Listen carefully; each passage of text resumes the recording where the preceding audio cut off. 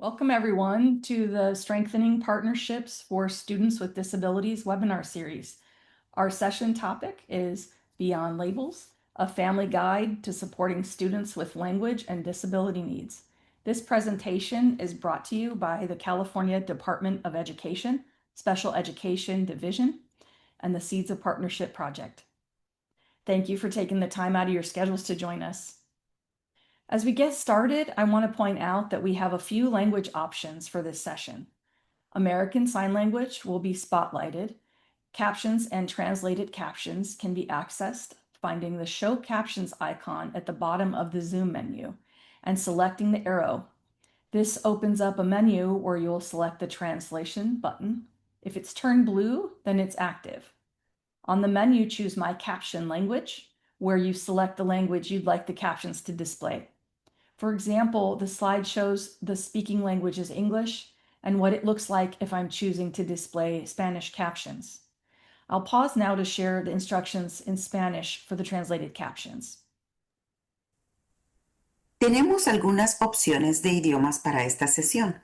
Lenguaje americano de señas que se destacará, subtítulos traducidos en otros idiomas que usted puede tener acceso encontrando el botón que dice Show Captions en la parte inferior de la pantalla del menú de Zoom y seleccione la flecha hacia arriba.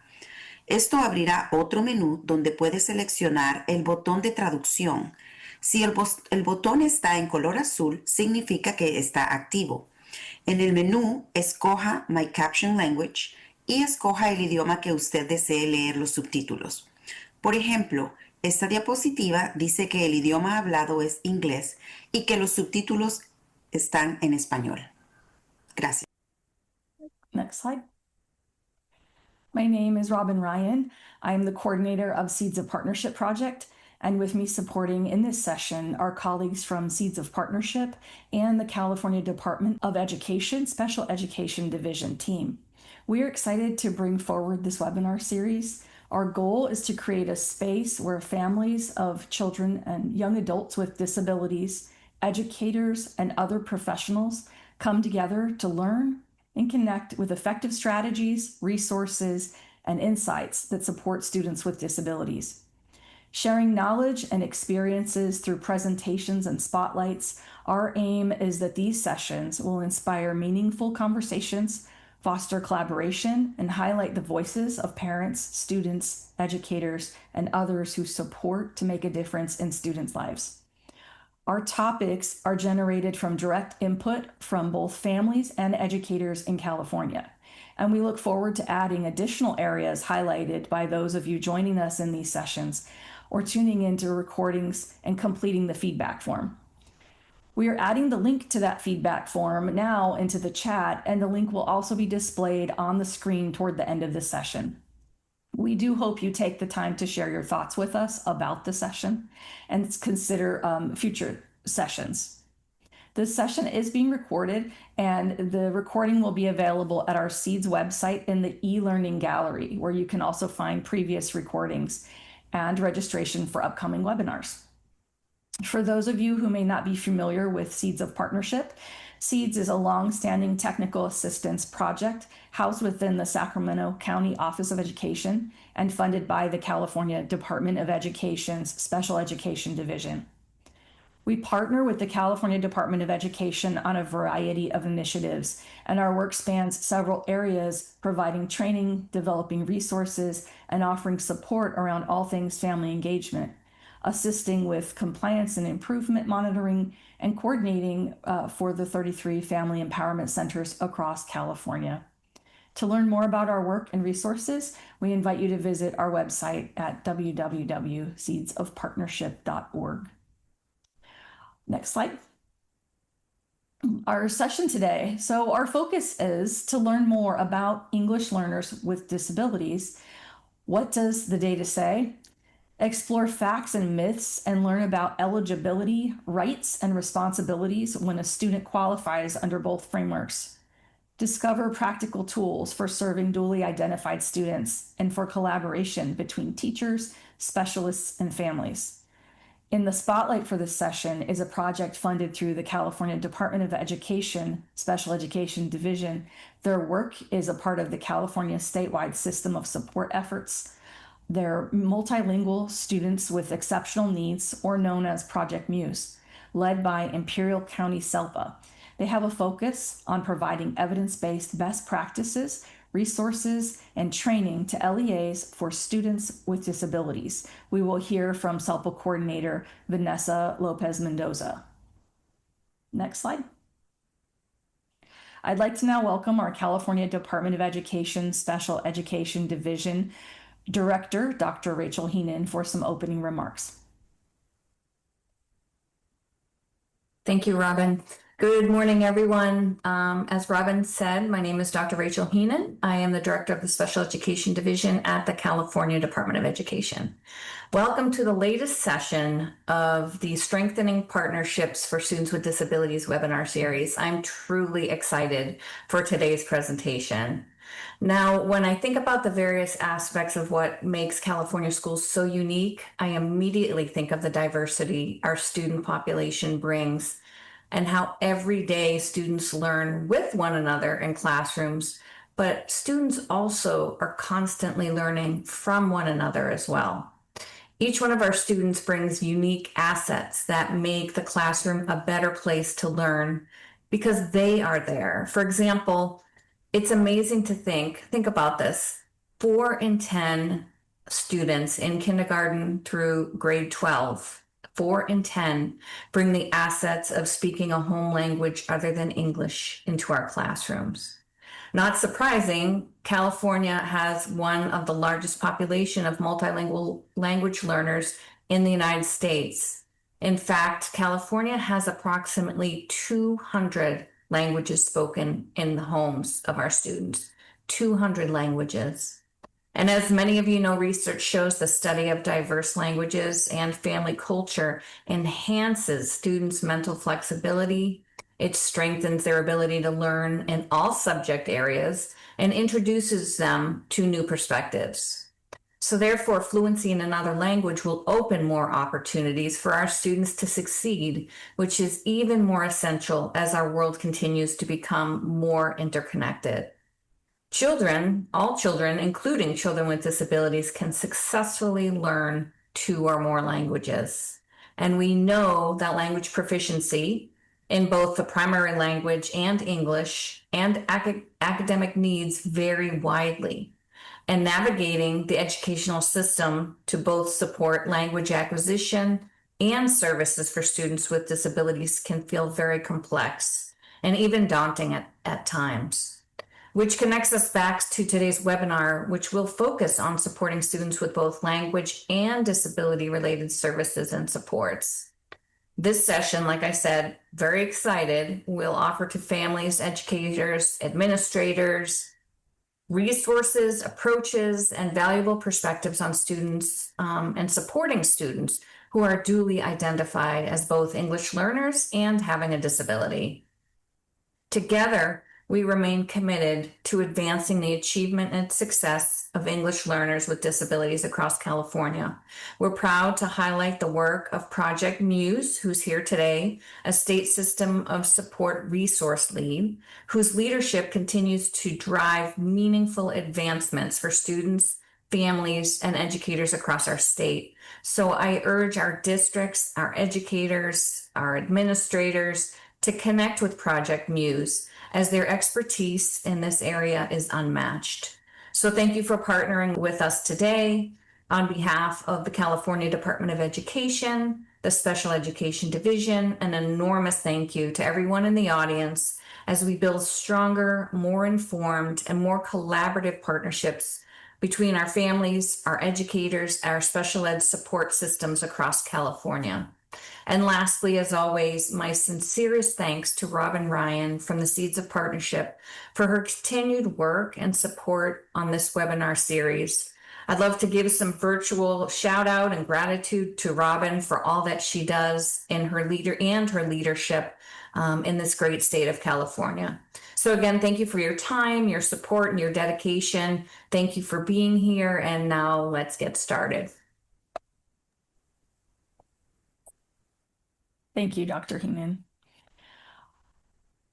What a wonderful segue to what we're about to jump into. So before we move on to our colleague from MuSE, I want to take a moment to further set the stage for this session today and ground us all in a few key principles and why the topic matters for students. As parents and educators supporting students who are English learners and have a disability, we want to keep in mind that students who are English learners and have a disability have full rights under both systems. That means educators and parents working together with often multidisciplinary teams to coordinate both supports and plans. Not just one plan, multiple plans. These students navigate two complex systems at once. We all need to find ways to make sure students don't fall through the gaps. Language differences can mask a disability or be mistaken for one. So getting identification right and early is a responsibility that we share. Partnership with family is key. Educators, communication with parents about these programs and services needs to be clear and provided in a way that the parent you're working with understands so that they can be true partners in their child's education. Parents, your voice matters. When seeking information or you have questions that come up, reach out to those educators at your child's school or the district level. And if you're still looking for some further and additional support, we encourage you also to consider reaching out to the family empowerment centers in your region. I'm dropping a link to find the one in your area in the chat. We will learn much more about all of this in greater detail through this session today. But just a reminder, these sessions are a space to listen, learn, and hopefully gain at least one or two more ideas or strategies that you can use. So thanks for joining in this session. We can go to the next slide. I'd like to now welcome and share a little about our presenter, Vanessa. Vanessa Lopez Mendoza is a change agent and a career educator with over 26 years of dedicated service in the Imperial Valley. She's currently transitioning into a role of Director of Special Education and English Learner Programs for the Heber Elementary School District. We're excited for her about her transition. Vanessa has spent the last 8 years as a coordinator of inclusionary practices at the Imperial County SELPA and a statewide content lead for Project MuSE. As a CDE liaison and CAS certified UDL trainer, Vanessa facilitates the statewide Optel community of practice and serves on the SEAL advisory committee. Her leadership is uniquely multidisciplinary. As an adjunct professor of Azusa Pacific University, she trains future educators in adapted physical education, ensuring they possess a finger on the pulse of students' diverse dimensions of identity, from linguistic and neurological to physical. Vanessa's mission is anchored in her lived experience as a mother to a 15-year-old son on the autism spectrum. Her greatest professional pride is her son's milestone of becoming a reclassified fluent English proficient student, a success that she's committed to scaling across the state to ensure every dually identified learner achieves academic and linguistic mastery. So thank you for joining us in this session, Vanessa, and it's a pleasure to have you partnering with us. And with that, I will pass it over to you.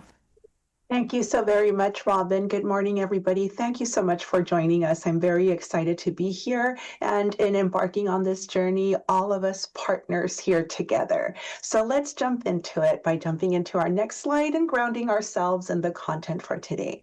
So again, we are hoping today to go beyond labels and really having an opportunity to come together so that we can be a true support to families as we are, again, navigating this world of dual identification, a student who is both a multilingual learner and who has been identified as a student with a disability for which they are receiving special education services. Next slide. And again, I want to thank Robin for that wonderful introduction. And I want to spend some time also highlighting the rest of the Project MuSE team. And I do this with a purpose.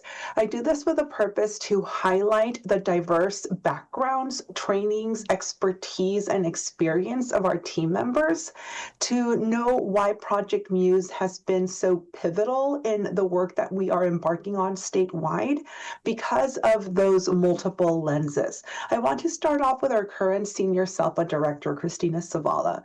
Christina Savala is a school psychologist by training, began her work in the state of Arizona, then joined us here in California as a school psychologist in an elementary school district. Later on, becoming a special education director at a high school district, then joining the SELPA as a coordinator, and now as our senior SELPA director. She followed in the footsteps of Dr. Deborah Montoya, who was our previous SELPA director, currently a special education director in Oceanside in beautiful San Diego County, California. She is the special education director there, was a bilingual school psychologist by training and practice, prior to becoming also a special education director of our county-run program, also being the special education director of one of our local districts, and just transitioning across all of these areas seamlessly. The work that Project MuSE has embarked on is based on her doctoral work, and we are very proud to carry the torch forward. We also have Jessica Carruthers-Ragiotis, whose background and training is in supporting students with extensive support needs, what was previously known as mild to moderate support needs. She was a teacher in our county-run program, was also a teacher in our local districts, then became a program administrator for our county-based program, and now here at the SELPA. Susana Avila Salgado is our newest member, and her background is serving students with mild to moderate to extensive support needs in early childhood settings. So again, the makeup of our team is very much intentional. Why? Because we bring multiple lenses. We bring the lens of most all of us in this team being English language learners, myself being an English language learner, participating in a bilingual program when I was a young student because my home language was Spanish. That was the only language I spoke. Also, I want to highlight that for some of our team members, we are also parents of children with a disability. So again, all of the work that we engage in, all of the support and resources that we put out are all based on these different levels of understanding and experience, from a school psychologist to a person who serves students with extensive support needs, mild to moderate support needs, bilingual assessors, early childhood, parents, practitioners, all of the above. So again, the importance of our own multidisciplinary team to mirror out the importance of the multidisciplinary team that many of you are currently engaged in. Next slide. We've also included a one-pager about our project in case you want to learn a little bit more about what it is that Project MuSE does. We recognize that given the complex needs of multilingual students with disabilities, there are multiple areas of interest, concern, future learnings, etc. And we like to think that Project MuSE has developed at least one resource to highlight that. And if you don't find that resource, go ahead and head on over to our website or explore this one pager and let us know what we might have missed. We are always happy to make new friends and to connect with families, community members, practitioners, anyone that directly or indirectly impacts our students who are dually identified, to learn and develop together. Next slide. As mentioned earlier, Project MuSE is one of the special education resource leads, which is part of the broader and greater California statewide system of support. California, with its vast greatness in culture and language, and just valuing diversity and all of the things that our students and families bring into our classrooms, has developed this system of different educational agencies, resource leads and initiatives, the grouping of our geographic lead agencies, our superintendent, county offices of schools, all of this network of practitioners and professionals who come together to support the entirety of our student, our multiple dimensions of identity, really the whole child approach that the state of California is committed to. Next slide. Why do I say all of this, and why did I take a few minutes to really anchor ourselves in this? It's because it highlights this collective commitment that we are all engaged in. Why? Because we are working towards ensuring the academic success, the linguistic progress, social emotional well-being of our dually identified students, recognizing that this is a shared responsibility. It cannot be done by one person or one side of the aisle alone. It requires working together with parents, families, school and district professionals so that we can promote educational equity and ensure that all of our English learner students, including our English learner students with disabilities, participate in the highest quality teaching and learning experiences. Next slide. So let's jump into it and focus in on our why. Let's jump into it. Next slide. So Dr. Heenan called out the asset of a home language other than English. And this slide really hammers that point home. California is home to one of the largest populations of multilingual learners in the United States. Around 40%, 4 out of 10, as Dr. Heenan stated, bring an asset of a home language other than English. Yes, Dr. Heenan said it, now I said it, the asset of a home language other than English. Of these multilingual students in California schools, 1.1 currently are identified as English learner students. 1.2 were initially fluent English proficient, meaning that when they took the English language proficiency assessment, they scored at a level that demonstrated their skill was at par with their English-only monolingual peers, or those that were reclassified as fluent English proficient, meaning that over the years, they've met reclassification criteria and are now performing at par with their English-only monolingual peers. Of the nearly 800,000 students with disabilities in grades TK through 12, around 25% are English learners with disabilities. And this is, again, a statewide figure, and locally, within your own local context, that might look a little different, but largely statewide, this is how the numbers break down. Next slide. And all of this to say that English learners are a diverse group. No student group is monolithic, we know this, and English learner student groups are also not monolithic, meaning that there are different English learner typologies. We have English learner students who are newly arrived with adequate schooling. We might also have students who are newly arrived with limited formal schooling. And then those who are English learner students who are developing normally, quote unquote, right? Who knows what normally means, at risk of becoming long-term English learner students. We also have those students who are long-term English learner students. And oftentimes these last two are left out, but I always add these two bullets here because this is yet another English learner typology with some very specific considerations. We have English learners with disabilities, mild to moderate to extensive support needs, but then we also have long-term English learner students with disabilities. And there's an important distinction there, and we'll jump into it in the next slide. So here is a brief breakdown of English learner students in California by qualifying disability category. So let's not get too bogged down on the numbers right now, but just orienting ourselves in the order of this table. So if you look at the table, you see a listing of the disabilities on the first column. You'll see that specific learning disability, SLD, is way up at the top. And that is because 40% of our students, nearly 41% if we round up, are qualified for special education services under that disability category. Second on that list is speech or language impairment, SLI. 22% of our English learner student population with disabilities have this as their primary disability category.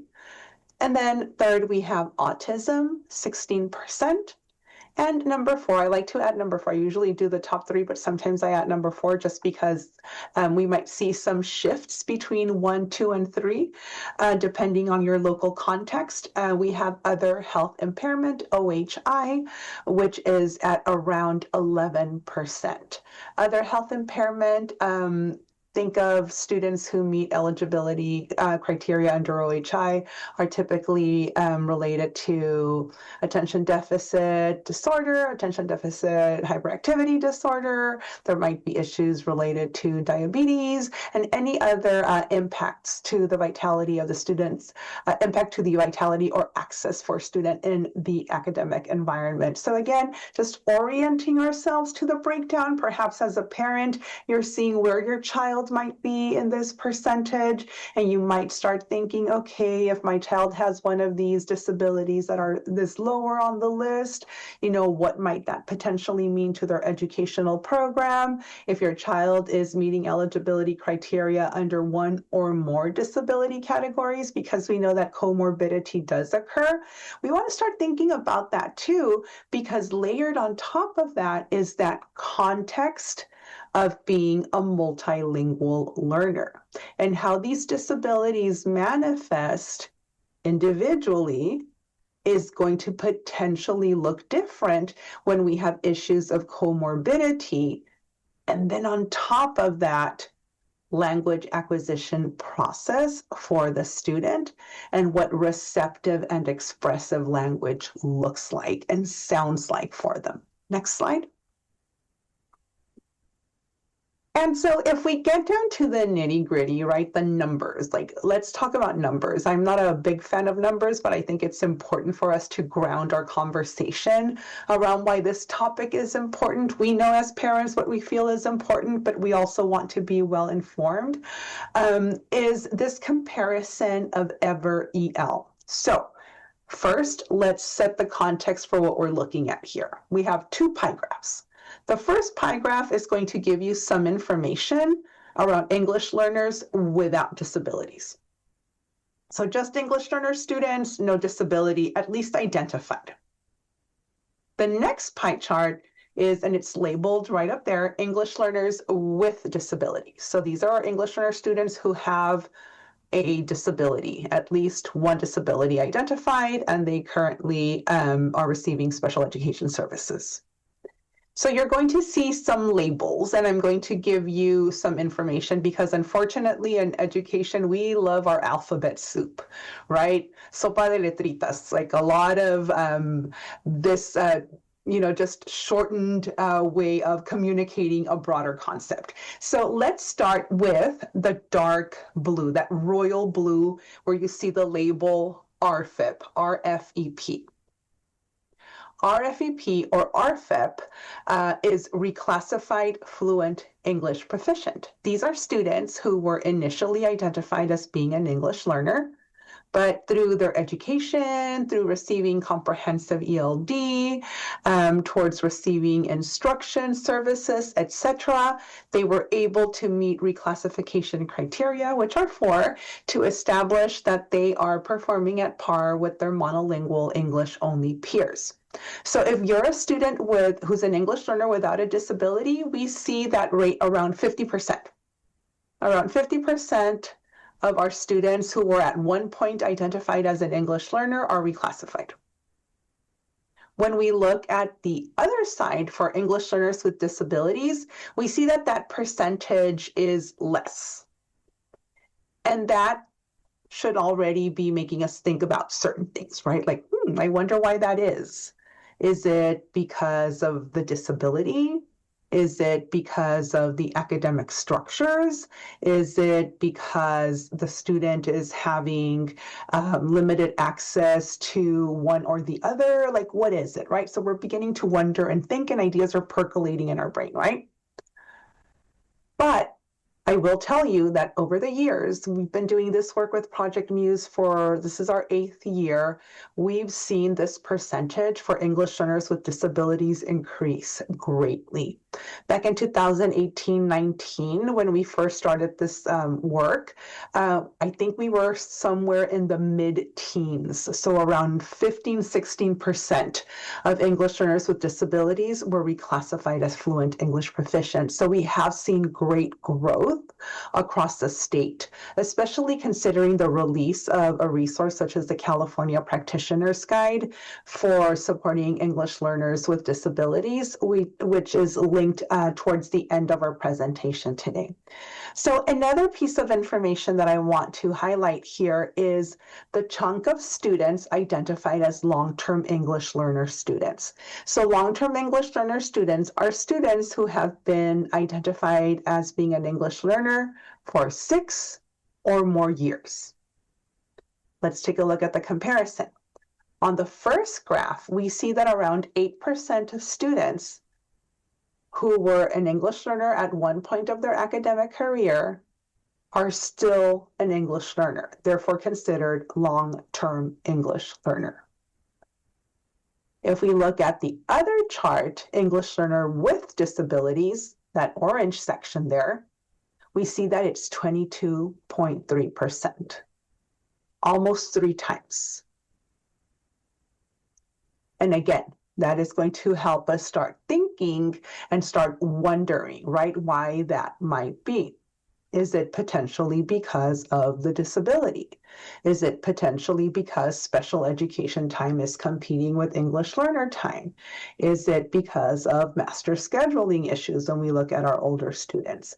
Variety of things that we can start thinking about, and as parents that we can start wondering, so that we can start thinking more broadly about what the program or programs, as Robin mentioned earlier, needs to be addressed as we become engaged in our school-based multidisciplinary teams. Next slide. Because really, it's all about that integration, right? When we say that students are dually identified, this is what we're saying. We're saying that they're getting protections under Title III because they're an English learner, and they're getting protections under IDEA because they're a student with a disability. So the reminder here, the takeaway here is that services are not replaced. Instead, they are added and work in conjunction with one another. Easier said than done. I get it. As a practitioner, as a teacher of 18 years prior to coming to the SELPA 8 years ago, I know that can be a challenge. However, this is what we are charged with doing, ensuring that all services and supports that are required by Title III and all of those services and supports required under IDEA for students with disabilities are provided for our dually identified students, which is that green section in the middle. Next slide. And what this highlights is the need to a team lift. What do I mean by a team lift? Well, this next slide is going to highlight exactly what I mean by a team lift. The team lift refers to a multidisciplinary team approach. All hands on deck. Primary here, parents, students, family. Why? Because we are promoting collaboration between that home component, student, parent, community, guardians, promoting collaboration between special education experts, general education teachers, and English learner specialists. Why? Because we are seeking to integrate and align English learner and special education services. Remember when I spent some time talking about the makeup, the intentional makeup of our team? Here is where you start considering the intentional makeup of your IEP team. Who is at the table that can contribute and inform the development of a culturally and linguistically responsive, individualized education program? Are all the right people at the table? keeping that in mind as we are looking to future IEPT meetings, whether it be a plan review, whether it be reestablishment of eligibility, whether it be questions related to progress on those linguistically appropriate goals and objectives, considering who is part of that team lift via the multidisciplinary team approach. Next slide. Okay. So I'm going to give you a break from listening to me talk, and we're going to play a game. We are going to launch a poll, and we're going to play fact versus myth, or true or false. So I'm going to give my friends in the backstage a second to launch the poll. And here we go. Round one, fact versus myth. Locate your poll and make your choice. Question is, a student must master English before they can be assessed for a disability. True or false? What do we think? Make a choice. We're in a brave space. We're amongst friends. Let's learn together.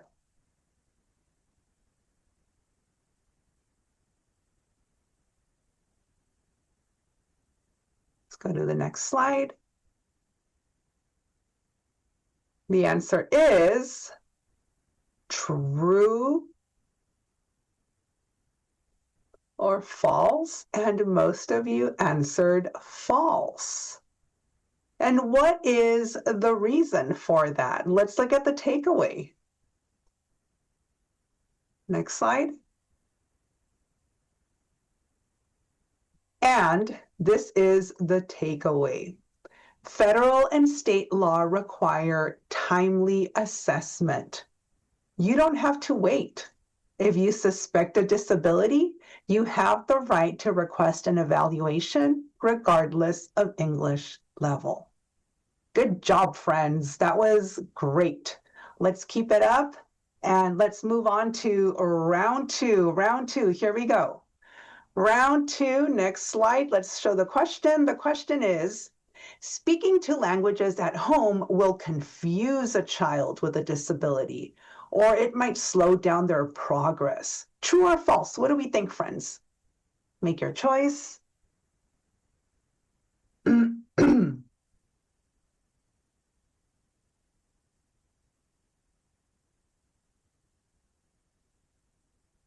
And survey says, next slide, the answer is false. Research shows that maintaining a home language provides a cognitive foundation that actually helps with English acquisition and brain development. So what's our takeaway? Our takeaway is that your home language is a superpower. Keep speaking, reading, and singing in your native language. It strengthens your child's learning. Round three. Are we ready? Here we go, friends. True or false? If a student has an IEP, they no longer need English learner services. Already have an IEP. They don't need English learner services. True or false? What do we think, friends? Give you a couple of seconds. Make your choice.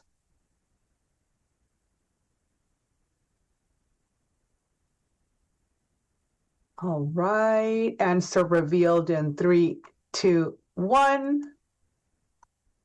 False. Students are entitled to both.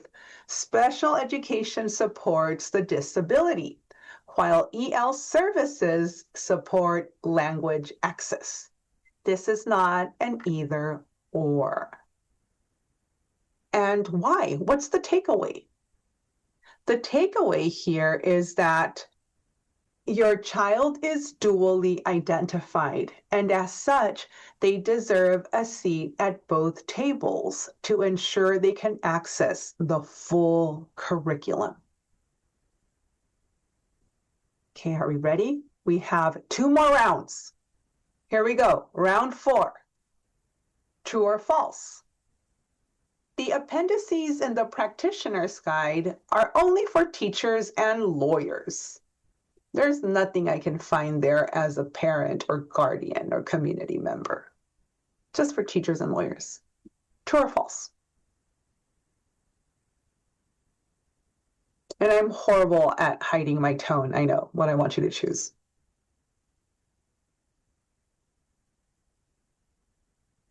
It's the teacher in me trying to guide you. And survey says false. These are roadmaps for families, for parents. They contain checklists and tools that can help you ensure that your child's unique learner profile is being considered fully. So what's the takeaway here? The takeaway is that these are just extra pages. They can serve as a means for you to advocate at the IEP meeting. So that way you come prepared and you're ready with your information that you want to share, because that is one of the best ways we can support our children, by coming in with a clear understanding of what it is that we are requesting, and to ensure that what we are requesting is being heard appropriately. Round 5, last one. Here we go. Some of you are on a streak. Let's see, number 5, round 5, a language disability is the same thing as being an English learner. True or false?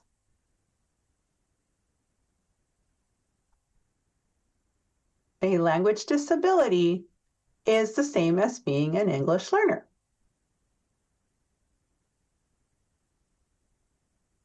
What do we think, friends? True or false?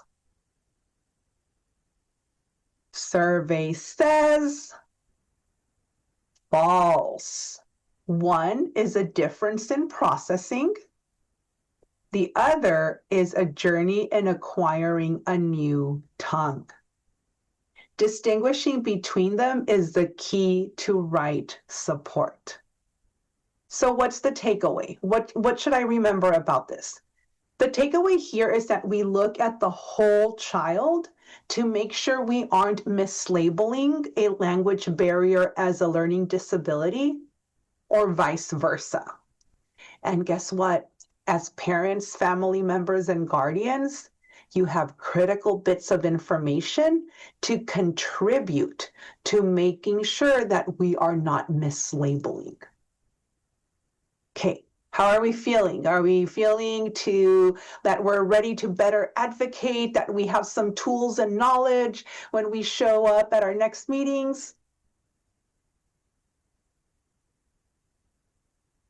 Yes? Hope so. I know I can't see you. I know you can't use the chat, but I'm picking up vibes through my screen, and it sounds like you're ready. Next slide. Why is this important? Okay, we talked about the multidisciplinary team. We talked about everyone being involved. We talked about advocacy, English learner programs, special education. Why is this critical? Because making sure that all of the gears are connected is the only way we can move the system forward.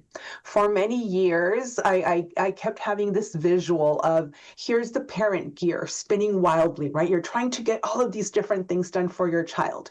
And then here's the education specialist gear, the teacher, the practitioner, spinning wildly, trying to do all these different things. And here's the English learner specialist, the ELD teacher, the EL TOSA, also working wildly. And here is the speech and language pathologist, and all of these direct and indirect service providers working feverishly to make sure that the student gets what they need.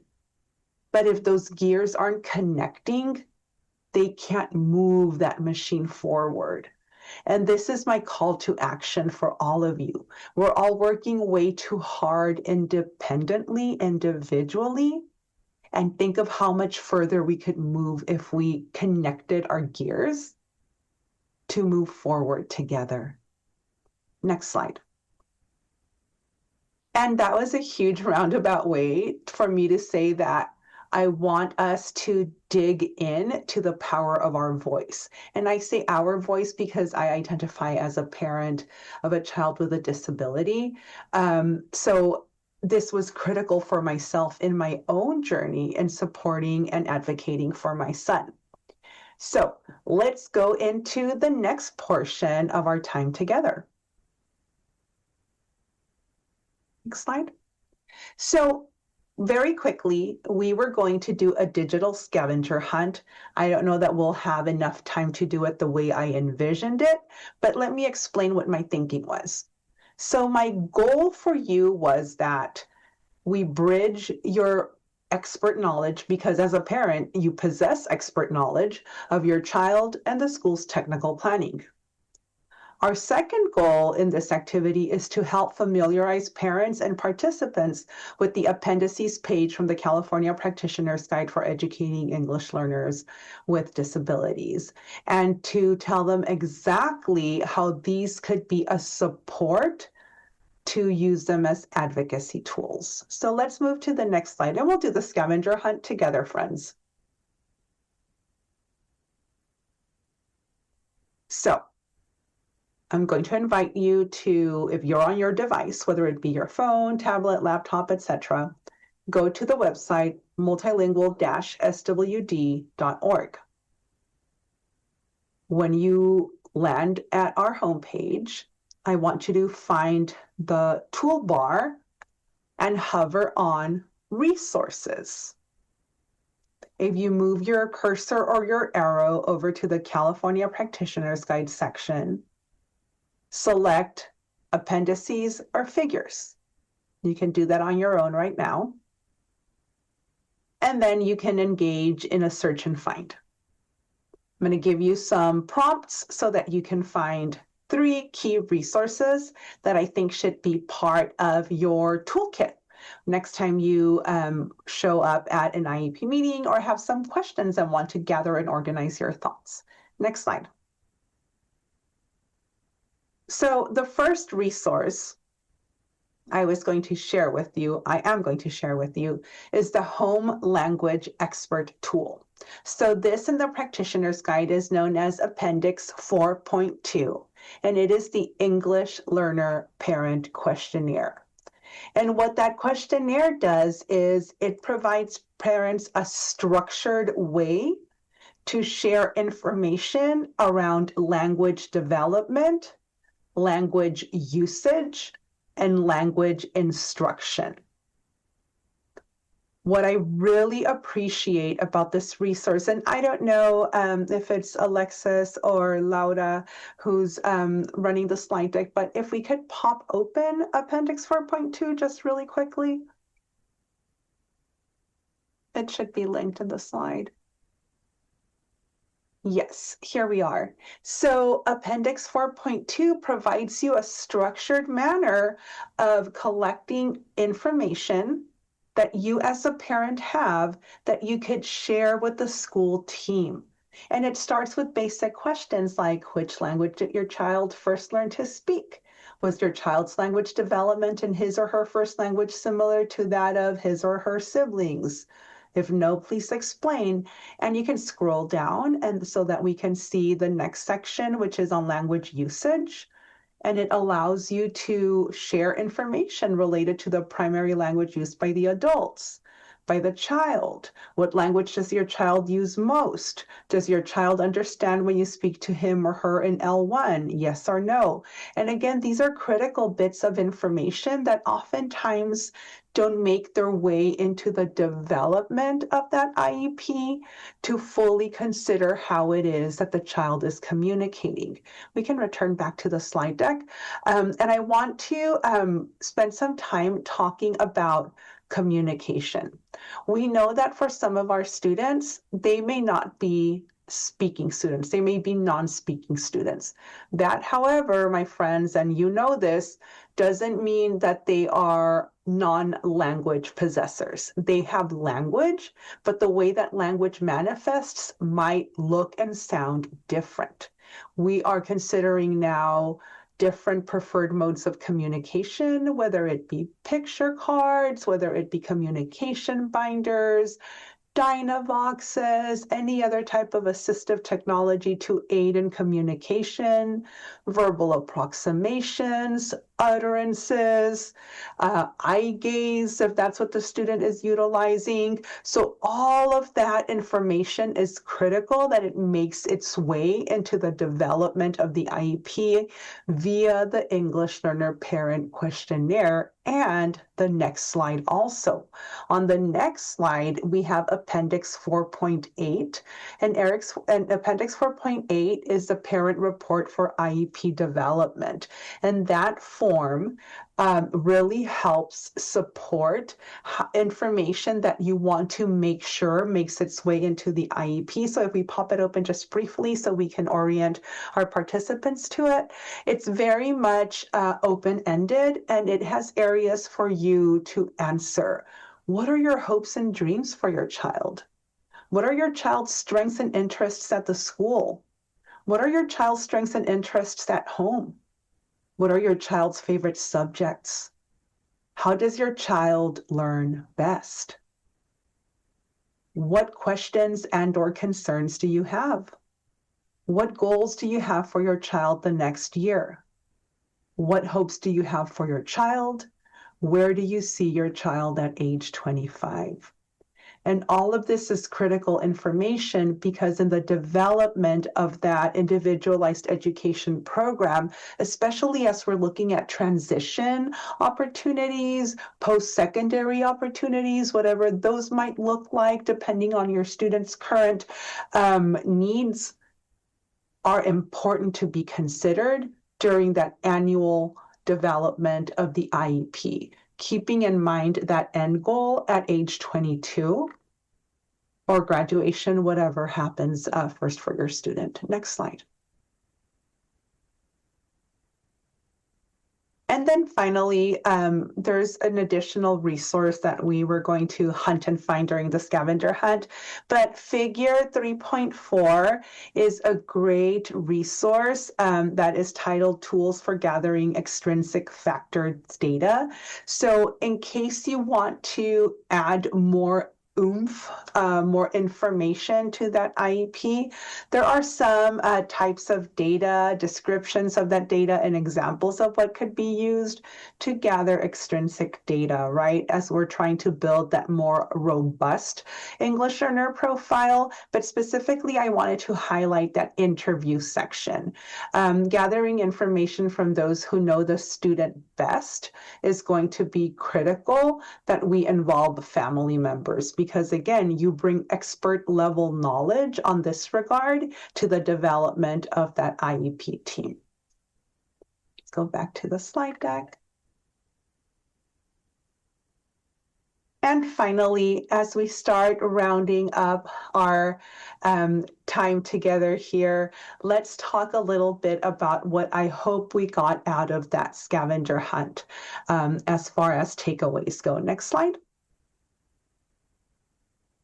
So with Appendix 4.2, 4.8, and Figure 3.4, here are the takeaways that I hope we walk away today with. That we want to ensure direct access, and we can do that by being prepared and having the right tools, aka the appendices, to collect your thoughts, information that you want to ensure are shared. You want to be well aware of language rights and what language could look like for your particular student and advocating for that, as well as recognizing that preparation is power. And how do we do that? Well, to be able to have direct access to resources that are specific to California, you can bookmark our website, multilingual-swd.org, to have access to those resources that talk about what aligning and designing instruction for dually identified students might look like. Ensuring that language rights are kept at the forefront can be done via the support of Appendices 4.2 and 4.8. Those are also available on multiple languages. You'll see on our website that we have them in English, Spanish, Cantonese, I believe, Arabic, and we're looking to have them translated into different languages because of the richness in language and dialects in the state of California. So, and preparation is power. Again, preparing by filling in those appendices or preparing our notes to be better able to engage in those discussions during the IEP development that I know can sometimes feel emotionally draining. And we can sometimes walk away feeling like, oh, I wish I would have said X, Y, or Z. And coming in with these resources already prepared can be a helpful tool to keep centered on really what matters and what you want the team to continue considering. Next slide. Because what we hope to do here is support collective expertise. And we can do that by doing the following. Next slide. Visiting our website. Next slide. Accessing the multiple entry points we have, frequently asked questions, student scenarios, and infographics. Next slide. Exploring our appendices that, as I mentioned, are available in English, Spanish, Arabic, and Vietnamese. Next slide. Or viewing our existing archived modules. Why? Because, as the next slide states, we are in this together. This is truly a collective commitment, a shared responsibility between parents, families, schools, and district professionals for educational equity so that we may support quality teaching and learning experiences. With that, I want to thank you for your time, and I'm going to hand it over to Robin for some closing thoughts. Robin? Thank you so much, Vanessa. And I just want to highlight your call to action for each of us as being gears in the system and in our community to connect and partner to work together. And we do appreciate the walkthrough of all the valuable resources. There's a couple of questions, Vanessa, that are in the Q&A. So if you could take a look at those and perhaps if you have time could add an answer for those. So I want us to, let's see, we'll move on to the next slide. Thank you. So we do have a feedback survey and we want to hear from you. What's your biggest takeaway from this session? Hopefully there's so many things. Is there anything further you'd be interested in learning about at all? Share with us about family school partnership stories, what's working well, what isn't. What sessions or topics can we lift up that impact families, family partnerships, learning more about a system of resource, that type of thing. We would love to hear from you. What would be helpful to you in your work? What would be helpful to you as a parent center staff? We have a QR code here and we have a link to encourage you to share with us. Next slide. We invite you to register for an upcoming webinar. As a reminder, these are the fourth Thursday of the month from 11 to 12, and we hope you will join us at a future session. On behalf of the California Department of Education and the Seeds of Partnership and the Sacramento County Office of Education, I want to acknowledge and thank Vanessa Lopez Mendoza for presenting with us. And we just want to share that through learning together, we strengthen partnerships for students with disabilities. And we thank all of you for joining us and learning together in this webinar. Thank you.